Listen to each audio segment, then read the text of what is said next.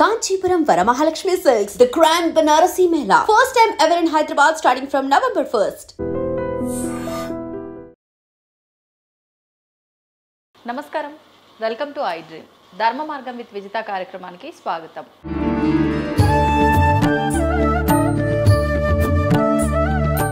ప్రస్తుతం మనతో పాటు ఉన్నారు ప్రముఖ ఆధ్యాత్మికవేత్త బట్టిప్రోలు విజయలక్ష్మి గారు. ఇప్పుడు అమ్మతో మాట్లాడి ముఖ్యంగా మనిషి పుట్టిన దగ్గర నుంచి మరణించే వరకు కూడా కొన్ని సంస్కారాలు అనేవి పాటిస్తూ ఉంటారు.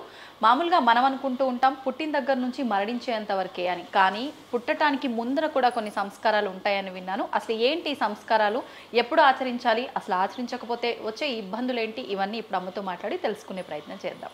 అమ్మ నమస్కారం. నమస్కారం అమ్మా.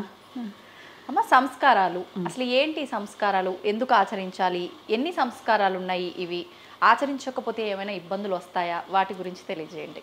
సంస్కారాలు అనేవి మనకి ఆ పేరుతో తెలిసినా తెలియకపోయినా చాలామంది అందరూ కూడా ఆ సంస్కారాలు చేసుకుంటూనే ఉంటాం. కొంతమంది తెలిసి చేసుకుంటారు, కొంతమంది తెలియక చేసుకుంటారు, అంతే తప్పితే మొత్తం మీద సంస్కారం అయితే దాదాపుగా అందరికీ పోతూనే ఉంటాయి. పుట్టక ముందు కొన్ని, పుట్టాక కొన్ని అనేవి కూడా కరెక్టే. అసలు సంస్కారాలు 40 అని గౌతముడు చెప్పాడు, గౌతమ్ మహర్షి. ఆంగిరసుడైతే 40 కాదు 25 అన్నాడు, అంటే ఇంతవరకే చేసుకున్నా చాలు అని. ఆ తర్వాత ఇప్పుడు మనం చెప్పుకుంటున్నటువంటి షోడశ సంస్కారాలు ఇంతవరకే చెప్పుకుంటే చాలు అనేది వ్యాసుడు చెప్పాడనమాట. ఈ మాత్రమేనా చేసుకోండి అని. ఎప్పటికప్పుడు కొంచెం తగ్గించుకుంటూ వస్తారు కదా, అలా చెప్పారు. కనుక ఈ 16 సంస్కారాలు మనం చేసుకుంటూ ఉంటాం సాధారణంగా. 16 సంస్కారాల్లో కొన్నేమో ఎవరికి వారే చేసేసుకునేవి, అంటే పురోహితుడు అవసరం లేకుండా చేసుకునేవి. కొన్నేమో పురోహితుడితో కలిపి అతని సహాయంతో చేసుకునేవి. కనుక కొన్నిటిని స్మార్త సంస్కారాలు అంటాం, కొన్ని శ్రౌత సంస్కారాలు అంటాం. ఏంటమ్మా వివరణ? స్మార్త సంస్కారాలంటే మనకి మనమే చేసేసుకోవచ్చు, ఓకే, మరి ఇంకొక ఎక్స్టర్నల్ హెల్ప్ అవసరం లేదు. ఓకే. శ్రౌత సంస్కారాలంటే శృతుల ఆధారంగా పెట్టి చేసుకునేవి కనుక తప్పనిసరిగా వాటికి పురోహితుడు అవసరం కూడా ఉంటుంది, అలాంటివి కొన్ని. కనుక ఈ 2 రకాల సంస్కారాలు మనకి ఆచారాల్లో ఉన్నాయి. కొన్ని పుట్టక ముందు చేసుకుంటామని చెప్పాం కదా. ఈ పుట్టక ముందు చేసుకునే వాటిల్లో ఈ మధ్యన కాలంలో అసలు ఒకటి జరగటం లేదేమో కూడా. ఎందుకు ఇలా కొన్ని తెలిసి కొన్ని తెలియకపోయాయి అంటే, ఎప్పటికప్పుడు మన మధ్యలో వచ్చిన ఒక 400 ఏళ్లుగా మనం ఇంకొక వేరే వారి పాలనలో ఉండటం వల్ల వచ్చిన గ్యాప్. ఆ గ్యాప్ ఉండటం వల్ల ఏమైంది, మనకి రావాల్సినంత నాలెడ్జ్ అందల, ఎక్కడో మిస్ అయింది. అది ఆ లింకులు మిస్ అయినాయి.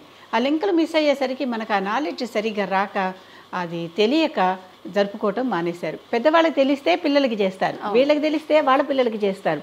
అలా తరతరాలుగా ఎక్కడో చోట ఒక పొరపాటున బ్రేక్ వచ్చినా ఆ బ్రేక్ కంటిన్యూ అయిపోయింది. అందుకనే మన పాతకాలపు ఏన్షియంట్ నాలెడ్జ్ మనకి ఈ రోజుకి కూడా కొన్ని చోట్ల మిస్ అవుతున్నాం. అవును. అసలు జెండర్, మగపిల్లవాడు కావాలా ఆడపిల్ల కావాలా అనేటటువంటిది తేల్చుకునేటటువంటిది కూడా మనకి దీంట్లో ఈ సంస్కారాల్లో కనిపిస్తుంది. అంటే ఎన్ని తరాల క్రితమో, ఎన్ని యుగాల క్రితమో ఇలాంటి టెక్నిక్స్ కూడా మన భారతదేశంలో ఉన్నాయి. అది ఆశ్చర్యం వేసేది. ఇలాంటివి ఈ రోజుకి కూడా మనకు అంత అదే కావాలి ఇదే కావాలి అంటే అంత ఖచ్చితంగా ఏమీ అయ్యేటటువంటి అవకాశాలు కనిపించవు. ఎవరు కావాలనేది కూడా ప్లాన్ చేసుకోవచ్చు. ఎందుకంటే పురుషుడు లేకపోతే, పుత్రుడు లేకపోతే సరిగా ఇంటికి వంశానికి ఉండడు అని. మళ్ళీ ఆడపిల్ల కూడా ఉండాలి, అది కూడా చేస్తారు. కనుక తప్పనిసరిగా ఒక పుత్రుడు కావాలి అని ఆ పుత్రుడు కోసం చేసేదనమాట. అంతేకాదు, ఒక్కడే పుత్రుడు ఉంటే కూడా ఆ పుత్రుడుగా చెల్లడు అనే ఇంకొక నియమం కూడా ఉంది. కనుక 2 పుత్రులు కావాలి కనీసం అనేటటువంటి నియమాలు ఇవన్నీ కూడా ఉన్నాయన్నమాట. ఇవన్నీ అప్పట్లో బాగా పాటించేవారు.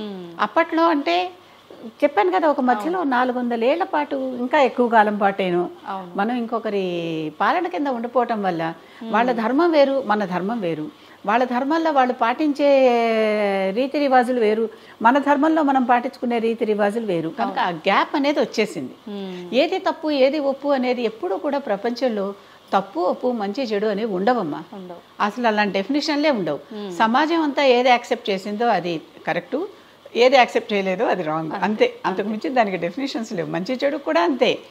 అందరూ ఒప్పుకున్నాక సమాజం అంతా మెజారిటీ. అందుకే మనం ఇప్పుడు కూడా మనకు మెజారిటీ మీద నడుస్తాం, డెమోక్రసీ మీద. కనుక దానికి తప్పొప్పులు మంచి చెడులు అనే వాటికి అంతకు మించిన డెఫినేషన్స్ లేవు. కనుక ఒకళ్ళ తప్పు ఒకళ్ళది ఒప్పు అని చెప్పటం కొంచెం దుస్సాహసమే అవుతుంది, కానీ అది న్యాయం కాదు, అది నేను అంటాం. అంతేగాని మనదే తప్పు ఒప్పు వాళ్ళ తప్పు అంటానికి కూడా ఎక్కడ అంత ఖచ్చితమైనటువంటి ఆధారాలు ఉండవు. మనది మనం పాటించుకోవటం మనకి శ్రేష్టం, ఎందుకంటే మనది తెలుసు కనుక. భగవద్గీతలో చెప్పింది అదే, స్వధర్మో నిధనం శ్రేయ అంటే మీ ధర్మం మీకు శ్రేయస్సు, ఎందుకంటే మీకు అది తెలుసు, తరతరాలుగా ఇంట్లో అది చేస్తూ వస్తున్నారు. ఈ రోజులు కూడా ఫలానా నోము నోచుకోవాలా వద్దా, ఫలానా పూజ చేయాలా వద్దా అంటే ఇంట్లో ఆచారం ఉందా లేదా చూసుకోండి అంటున్నాం కదా, అది శ్రేయస్సు అన్నమాట.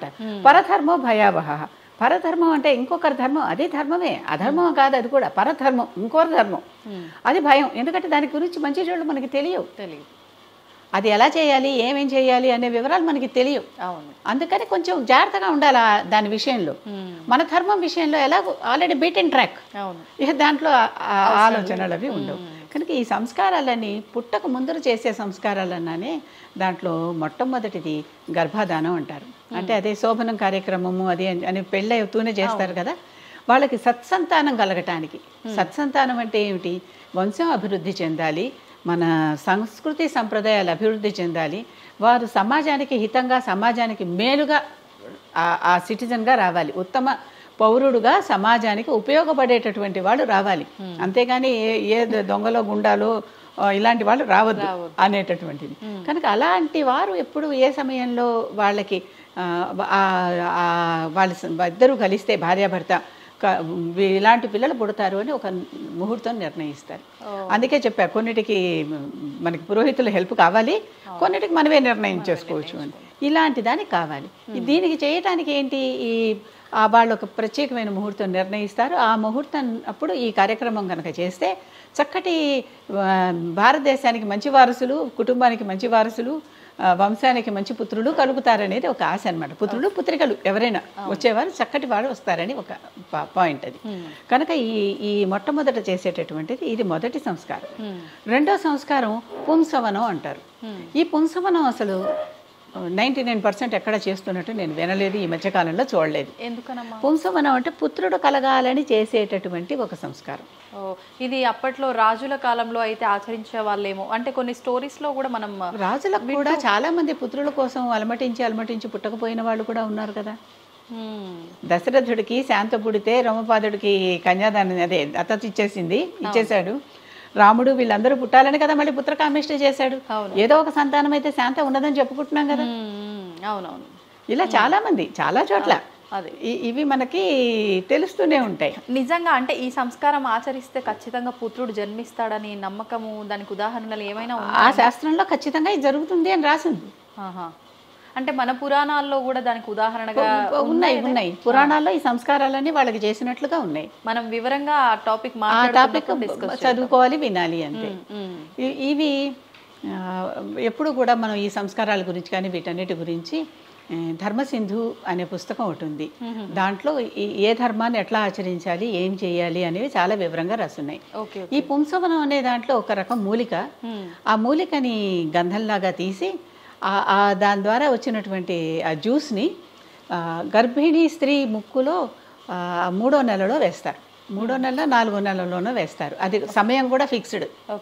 కనుక ఇలాంటి వాటికి కూడా ఒక ప్రత్యేకమైన మంత్రం చదువుతూ ఆ గంధం అరగదీసి వేయాలి కనుక, ఆ మూలికను అరగదీసి వేయాలి కనుక భర్త చేత వేయిస్తారు అది నాసికారంధ్రంలో. కనుక వీటికి కూడా పురోహితుడు అవసరం కావాలి. కొన్నిటికి కావాలి, కొన్నిటికి అక్కర్లేదు అనే దాంట్లో అది చేస్తే తప్పనిసరిగా పుత్ర సంతానమే కలుగుతుంది అనేది ఒక నమ్మకం. ఖచ్చితంగా కలుగుతుంది అనే శాస్త్రం చెప్తుంది. ఇప్పుడు మనం టెస్ట్ చేసుకోవాల్సిందే, ఎందుకంటే మన మధ్యలో గ్యాప్స్ వచ్చేసాయని చెప్పే కదా. ఈ రోజుల్లో ఎవరు పాటించట్లేదు అని చెప్తున్నాను కదా. ఎక్కడ నేను ఇంతవరకు 99 అని ఎందుకన్నానంటే పర్సంటేజ్లో ఆ ఒకటి నాకు తెలియకపోయి ఉండొచ్చు కదా. అంతా మనకే తెలుసు అనుకుంటే అంతకంటే అమాయకత్వం ఉంది. అందుకని 99% అన్నారు. మూడవది అంటే పుత్ర సంతానం. మొట్టమొదటి మంచి సంతానం కలగటం కోసం అప్పుడు ముహూర్తం నిర్ణయించారు. తర్వాత పుత్ర సంతానం కోసం ఒకటి చెప్పారు. మూడవది సీమంతోనయనం. ఇది 5వ నెల కానీ 7వ నెల కానీ 9వ నెల కానీ ఆ సందర్భాల్లో చేసుకునేటటువంటి ఆచారం. ఇది గర్భరక్ష కోసం చేస్తారు కనుక ఎంత ముందరగా చేస్తే అంత మంచిది. అంటే 5 నెలల ముందర కూడా చేస్తారు. 5 నెలలప్పటి నుంచి మొదలుపెట్టి 5 నుంచి అప్పటిదాకా ఫిక్స్ కాదు, డెలివరీ అయ్యే వరకు 5, 7, 9 ఆ నెలల్లో చేస్తారు. అంటే బేసి సంఖ్య నెలల్లో చేస్తారు. ఈ సీమంతం అంటే ఏంటి, స్త్రీ పాపిడి దువ్వుకుంటుంది చూడండి, పాపిడిని సీమంతం అంటారు. పాపిడి పేరే సీమంతం. ఆ సీమంతంలో అంటే నేల ఇలా నాగేటి చాలులాగా తవ్వింది కనుక అలాంటి చోట అంటే పొలానికి పాపిట్లాగా దువ్వాడు ఆయన. అందుకని ఆవిడ పేరు సీత. సీత పేరు అలా వచ్చింది అనమాట.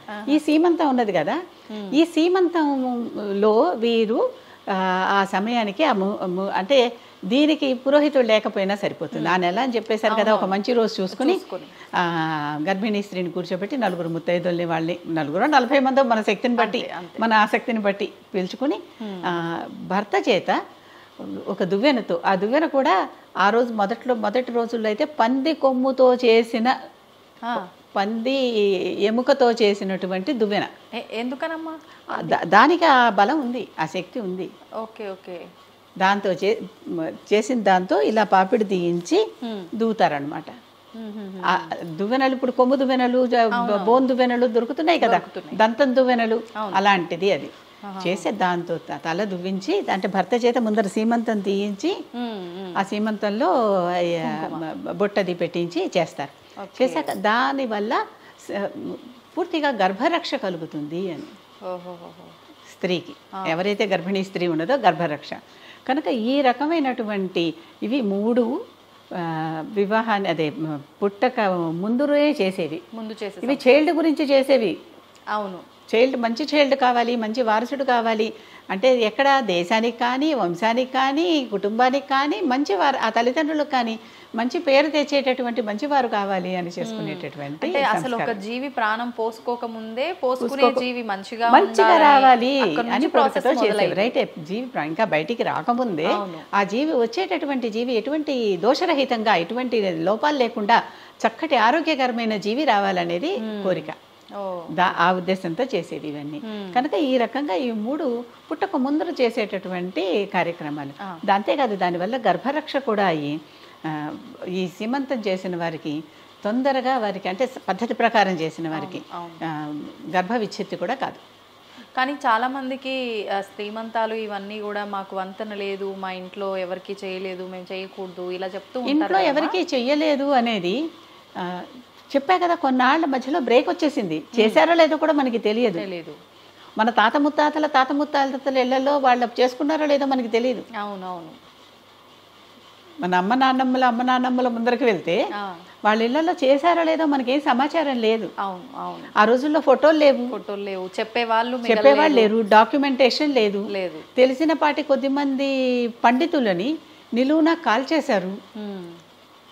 ఎందుకంటే వాళ్ళు లిపి లేదు కదా మనకి గ్రంథస్థం చేయటానికి అవకాశం లేక పుక్కిటి పట్టి వాళ్ళని ఒక్కొక్క పండితుడు ఒక్కొక్క యూనివర్సిటీలో ఒక్కొక్క ప్రొఫెసర్ ఉన్నారంటే వాళ్ళు ఒక్కొక్కసారి 10 గ్రంథాలకి ఇంకా వాళ్ళకి ధారణ ఎక్కువ ఉంటే ఇంకా ఎక్కువ గ్రంథాలు నోట పట్టి ఉన్నారు. వాళ్ళని కాల్చేస్తే ఆ గ్రంథం లేదు, ఆ విజ్ఞానం లేదు. అంటే ఈ గ్రంథాలని ధ్వంసం చెయ్యాలని వాళ్ళని కాల్చడం జరిగిందంటారా? అంతే, వాళ్ళ నుంచి ఆ నాలెడ్జ్ తర్వాత తరాలకు వెళ్ళకూడదని. కానీ మన దాన్ని అక్షరం అంటాం. అక్షరం అంటే ఏంటి? నశించనిది అని అర్థం. కనుక అది ఎక్కడో ఒక చోట ఉంటుంది, ఎవరో ఏ పీఠాధిపతుల దగ్గరో ఇంకెక్కడోనో మరెక్కడో అది దాచబడి ఉంటుంది, ఏ తాళపత్ర గ్రంథాల్లోనో. ఇప్పటికీ కొన్ని చోట్లకి వెళ్తే బ్రౌన్ ఈ మధ్య నిమజ్జన వాడే కదా, కడప జిల్లాలో వేమన పద్యాలు కావాలని ఇల్లు తిరిగితే కొన్ని 100 తాళపత్ర గ్రంథాలు దొరికాయి. ఒక శతకం దొరికితే కొన్ని 100 శతకాలు దొరికాయి బ్రౌన్కి. అంటే ఈ రోజుకి కూడా అలాంటి తాళపత్రాలన్నీ రాసి ఉన్నాయి. ఈ రోజుకి అన్నమాచార్యుడు తాళపత్రాలు రాసినటువంటివన్నీ, ఆ రాగిరేకుల మీద రాసినటువంటివన్నీ మనకి తిరుమలలో లభ్యమయ్యాయి. అప్పటిదాకా అదేదో గూడు అనుకున్నారు అంతే, ఎందుకైనా మంచి చూద్దామని తెరిస్తే లోపల ఉన్నాయి. అంటే ఈ రకంగా ఎక్కడొక్కడ ఉంటాయి, అవి మనకి మళ్ళీ దొరకాలి, అది మనకి తటస్థించాలి అంతే. కనుక అప్పటిదాకా ఈ గ్యాప్ ఉంటుంది. మా ఇంట్లో లేదు అనుకునేవాళ్ళు ఇది దేనికోసం చేస్తున్నారు, అందుకనే ఎప్పుడు ఇలాంటి సందేహాలు వచ్చినప్పుడు తప్పనిసరిగా ఇంటికి ఒక పురోహితుడు ఉంటారుగా సాధారణంగా, అలాంటి ఇంటి పురోహితుడిని అడిగి, లేకపోతే ఒక మంచి పండితుడిని అడిగి, అంటే పౌరోహిత్యం పాండిత్యం 2 తెలిసిన వాళ్ళు ఉంటారుగా, అలాంటి వారిని అడిగి, అంటే మాకు ఇంటికి పురోహితుడే లేరండి అనేవాళ్ళు కూడా రేపు ఉండొచ్చు. లేకపోతే మేము అక్కడి నుంచి వచ్చేసాం, ఇప్పుడు మేము మళ్ళీ అక్కడికి వెళ్ళలేము, వాళ్ళ సంగతి మేము కాంటాక్ట్ చేయలేము అనేవాళ్ళు. అలాంటి వాళ్ళకి ఒక పండితుడు, పురోహితుడైన పండితుడిని పిలుచుకుని అతన్ని వివరాలన్నీ అడిగి తెలుసుకుని చేయొచ్చు, వారి ఆధ్వర్యంలో చేయొచ్చు. కొన్ని సందర్భాల్లో అంటే ఇప్పుడు ఒకరిని చూసి ఒకరు ఇలాంటి ఆచారాలు కొన్ని వాళ్ళ ఇంట్లో అలా ఘనంగా చేశారు, మేము చేయాలి అన్న ఒక విధంగా, సరే ఈ ముందర తరాలు వాళ్ళు ఆచరించారు లేదు పక్కన పెడితే, అలా చేసుకునే వాళ్ళు ఎక్కువయ్యారు. అట్లా చేసుకున్నప్పుడు కొంతమందికి అంటే ఇబ్బంది జరగటము, ఇది చేయటం వల్లే జరిగింది అని చెప్పటము, అవి మన భ్రమలే చాలా వరకు. ఏ దేవతలైనా కూడా ఇవన్నీ దేవతలను ఆరాధించే చేస్తున్నాం. ఏ దేవతలైనా ఎవరికి హాని చెయ్యరు మనం తప్పులు చేయనంత వరకు. కావాలని మనం చేసేవన్నీ చేసేసి రక్ష అంటే గాల్లో దీపం పెట్టి దేవుడా నువ్వే చూడాలంటే ఏం చేయరు కదా, మనం చేతులైనా అడ్డం పెట్టాలి. అలాంటిది ఇది అంతే కదా. అని మన రాసున్న గ్రంథాలను బట్టి ఇవి ఖచ్చితంగా జరుగుతాయనే చెప్తారు. Okay okay. గ్యాప్ వచ్చిందనే మాట నేను చెప్తున్నాను. ఎందుకు వచ్చింది అనేది కూడా కారణం కూడా తెలుస్తుంది. కనుక ఈ 3 సంస్కారాలు అంటే గర్భాధానం, పుంసవనం, సీమంతం. దీన్నే సీమంతం అని కూడా అంటారు. సీమంతమే కానీ శ్రీమంతం కాదు. శ్రీ కాదు, సీనే. ఓకే. సోమవారంలో సా వాడతామే ఆ సీమంతం. ఇప్పుడు శ్రీ అని వాడితే శ్రీ అంటే లక్ష్మీదేవమ్మ. పేరు అర్థం మారిపోవట్లా. ఇప్పుడు శక్ర శుక్ర 2 పదాలు. శక్రుడు అంటే ఇంద్రుడు, శుక్రుడు అంటే రాక్షస గురువు. తేడా తెలుస్తుంది కదా, కొంచెం అర్థాలు మారిపోతాయి. అందుకని శ్రీమంతం అంటే లక్ష్మీదేవి చక్కగా మన చుట్టూ ఉంటే మనం శ్రీమంతంగా ఉంటాం, శ్రీమంతులు అవుతాం. సీమంతం అంటే పాపిడి తీసి చక్కగా ఉన్నటువంటి స్త్రీ అని అర్థం. సీమంతం అంటేనే పాపిడి. సీమంతిని అంటే పాపిడి తీయబడ్డ స్త్రీ. ఓకే ఓకే, ధన్యవాదాలమ్మా. And for more videos, please subscribe to iDream. Please subscribe to iDream. Please subscribe iDream. And please subscribe to iDream. For more videos, subscribe to iDream. please like, share and subscribe to the channel. Congratulations, iDream. Subscribe to iDream. Subscribe to iDream. So subscribe to iDream Media. iDream team andarki huge congratulations. Please subscribe iDream Media. Please subscribe to iDream. Subscribe iDream. Please subscribe to iDream. iDream అంటే నా కళల ఛానల్ను subscribe చేసుకున్న నోరు తిరుగుతలేదు, మీరైతే గంట గుర్తు కొట్టండి. For more such videos, please subscribe to iDream. Subscribe to iDream. Please subscribe to iDream. Please subscribe iDream Media. Please do subscribe to iDream. Please subscribe to iDream Media. For best entertainment and information, please subscribe iDream. And don't forget to subscribe to iDream.